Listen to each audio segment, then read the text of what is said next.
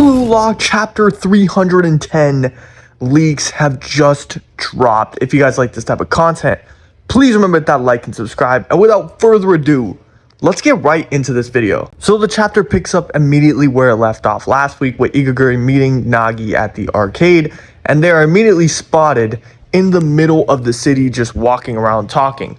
The two who were taken out into the city by Igaguri's suggestion, Igaguri says, "No, I said I was going to your school, but I asked one of your classmates and they said that guy always hangs out at the arcade.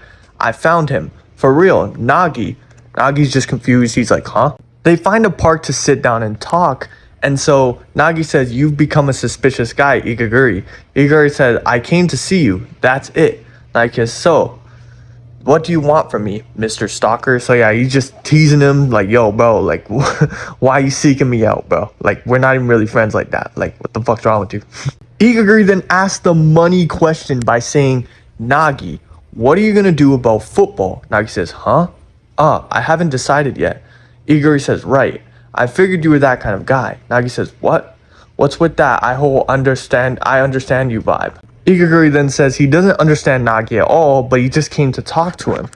Then, right after he tells Nagi, "Keep playing football." Nagi says, "So you agree with Isagi?" Igaguri says, "No, I don't. It's just my own selfish ego. Because I got eliminated with you back there.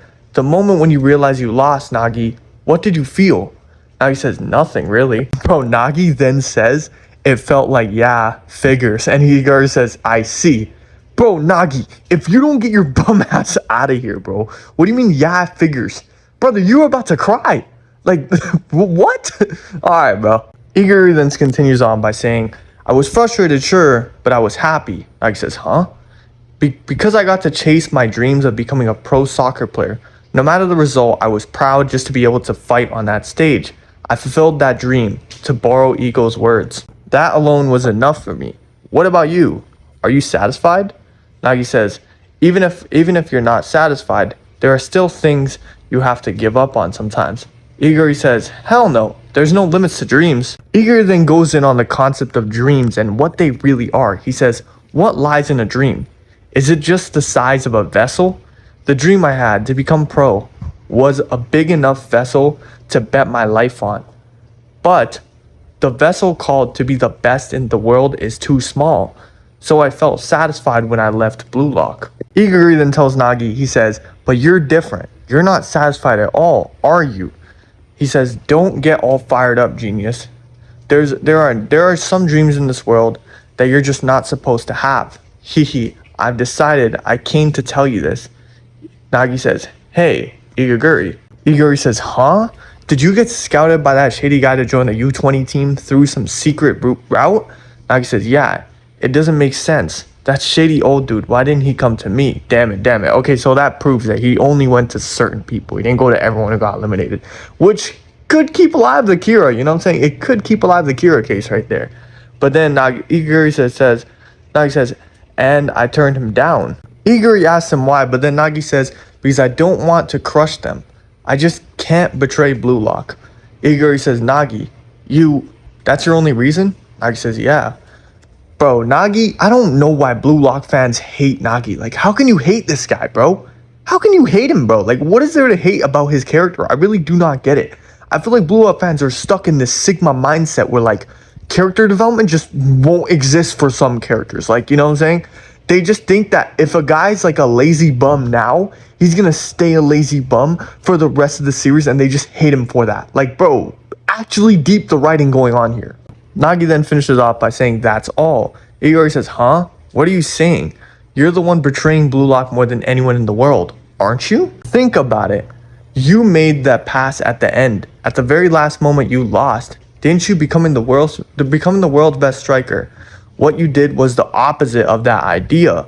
And you're saying you can't betray it? With that mouth, are you saying that, dumbass?" Okay, Igaguri is just absolutely paging him right now. "Man, the more you talk, the more pissed off I get. You bastard." Nagi says, "If I had absolute faith in Blue Lock, would I be having these doubts?" Igaguri then just straight up calls him lame. Igaguri continues paging the life out of Nagi by saying, "That's so pathetic. I can't believe you had the nerve to come back here." Nagi says, "That's right."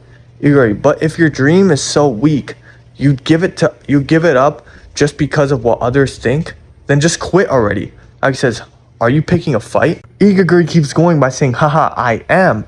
My parents were against my dream.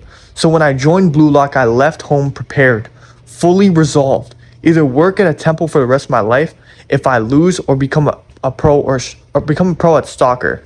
I put my dreams and risks on the scales. Bro, this is hella relatable. I know there's a lot of people out there that maybe as kids wanted to grow up to be pro athletes or gamers or whatever. And bro, their parents just had other ideas. Like, but you have to remember, guys, we don't choose our parents. You know what I'm saying? Your parents come from certain cultures that just don't prohibit that lifestyle, that goal, but you do. So like, this is such a real topic that Kanshi was touching on right now. I love it. I fought with what I thought was focused determination on my dream. Humans can only truly commit when their intent and precision are perfectly balanced. Then what the hell are you doing? You can't even say what it is you want to win. You lost because you never thought about what would happen if your dream didn't come true. Also, why is it you and not me? Damn, Igaguri is just quite literally like paging the life out of him. And I mean, like, yeah, he's doing my favorite character and all, but I can kind of see where he's coming from. A guy with like Nagi, blessed with all this talent, and I'm the guy who got stuck with the parents who don't support my dream, have to put everything on the line, while Nagi can just sit there with all his talent, still get a contract, you know, be able to get an offer to play for the team still, even though he got kicked out. Like, I would be pissed too. What the hell? I totally don't blame him in this situation. Igaguri then grabs Nagi by the collar and says, if I had your talent, I'd aim to be the best in the world, no matter how lame or painful it was. Igaguri then immediately gives up after realizing what he did. He lets go of Nagi, says, ah, damn it, sorry. Your life belongs to you after all. Sorry for interfering. Nagi then picks up Igaguri's hat and says, Igaguri, thank you for coming to see me. You can become a good monk. And Igaguri looks up at Nagi as Nagi puts the hat on Igaguri. And guys, I don't know if you noticed this small detail, but if you're looking at the leaks and you look at Nagi's eyes, they look like they have so much more light in them from the first page of the chapter till now. Nagi then puts his hoodie on and begins to walk away. Igaguri says, huh? What? Nah, I'm gonna become a soccer player. No way I'm gonna become a monk. Hey, we're not done yet. Are we? Hey, where the hell are you going, lazy ass? Oi. Nagi says, that's enough. I've had enough. Igaguri says, huh? We'll meet later. I'm starting to feel fired up, and Nagi's ego is bursting out of him. And it says, 2 days until the U20 World Cup, a move from the past reignites a fire in someone's heart. The revived genius won't stop. Okay, so guys, it's literally confirmed. Nagi's coming back. Now, I'm going to be so real. I don't know if this is the correct way to go about Nagi coming back. I don't know. I feel like it kind of feels like a cop-out that he's just able to come back. But then again, it makes sense. For the story, it makes sense. It makes sense. That's the bare minimum you can do as an author. But this chapter right here, this conversation between Igaguri, dead last, and Nagi, number 1 in the first selection, is just peak. This is peak writing right here on Kanashiro's part. That's what I'm saying. For Bluelock, the most thing I love the most is the character interactions, the dialogues that we have between these different characters. And this is a prime example why. Most people probably like for the sick goals and shit. I like it for that too. But these dialogues just hit so much harder because they touch on so much real issues in real life. You know what I'm saying? Stuff you can control and stuff you can't control.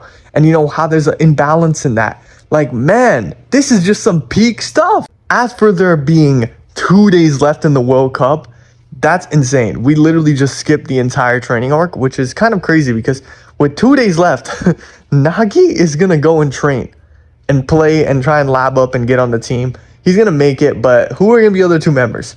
Prediction video? Maybe. Put that down below in the comments if you like that. But either way, guys, bro, this chapter was absolutely insane. Let me know what you guys think down below in the comments about this chapter. Please remember that like and subscribe. We're almost at 8,000 subscribers. And yeah, man, have a great day or night wherever you're at. Goodbye.